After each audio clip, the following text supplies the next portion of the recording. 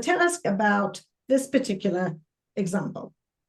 I'm going to switch gear for just a couple of minutes, since my actual role now, as well as my core function, was developing strategic collaboration. So in this particular case, we were trying to take the organization into a heart of the healthcare systems.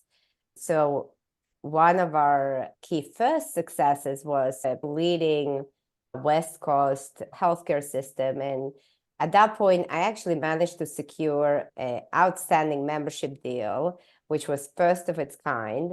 But I was working with their innovation team, which was very exciting. And those of you who is healthcare know that there is a large, usually, gap between the innovation teams and the day-to-day operation. And so just because you secure the partnership doesn't mean that you can sustain that partnership. And so while we were on the hype of, wow, we have this amazing thing going on, how do we take this into the next stage? And how do we actually work with healthcare systems as an organization, since that was new for us? So I engaged Hannah again to help me here. So we came together to help Marina think about how her organization was going to work with these healthcare systems. And ultimately, our experience resulted in a playbook that Marina and her team could use and reuse without having to reinvent the wheel every time they met with a new partner. But with this particular partner, as Marina explained, a lot of good work had been done, but now they were in this process of having meeting after meeting, trying to figure out exactly how they were going to set things up and get the ball rolling.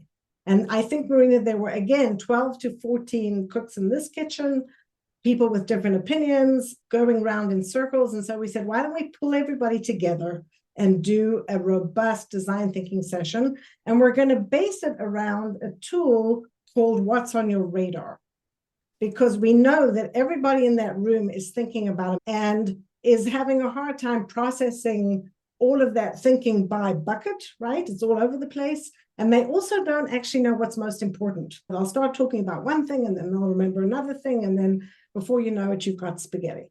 So this is a method that really helps to reveal what people are thinking and show how they prioritize and challenges people's preconceptions about what's important. But most importantly, I love this last one, yields documents that inform ensuing work.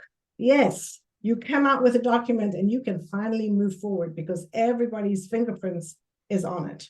So in this one, let's zoom out to how we used this platform again. We're doing the study, we're getting people together.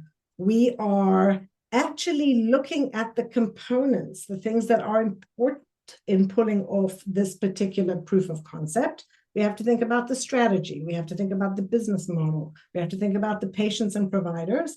And we have to think about it from the perspective of both organizations.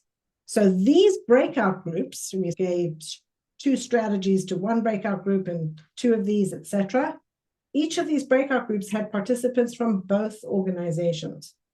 So now they're not just talking at each other, they're actually working together to articulate what's important first. And then when they move it into this radar diagram, they're putting the elements that they agree in their little breakout group are in fact most important for both organizations. And incredibly, you can have a conversation with smart, engaged people like that in a half an hour in their little breakout room, right? You don't need hours and hours to do this. Because you're giving them a little limited amount of time, they're having to think about the most important stuff, share it with each other, and then do that, visualize the vote again, come up with what's most important to them. So again, another example of different challenge, slightly different tool, but same concept of pulling diverse opinions and different levels of people together in a room, giving them some direction, letting them think for themselves, and coming out with an answer that can move you forward to the next stage, which is really what this whole unlock and unblock thing is all about.